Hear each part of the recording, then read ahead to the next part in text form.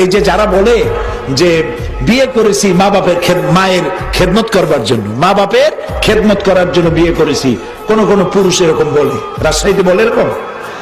এই কথাটি আদৌ ঠিক নয়। আপনার বউর কোনো ঠেকা পড়ে নাই আপনার মা বাপের খেদমত করা। তার জন্য আপনার মা বাপের খেদমত করা আপনার বউয়ের জন্য ফরজ নয়, ওয়াজিব নয়, দায়িত্ব। তিনি করবেন, এটা তার দায়িত্ব, কিন্তু আল্লাহ তাকে বাধ্য করে নাই। আপনার মা বাপের খেদমত করা পুরা ফরজ দায়িত্ব আপনার নিজের। বরং স্ত্রীকে দিয়ে আপনি খেদমত করতে বাধ্য করতে পারবেন না।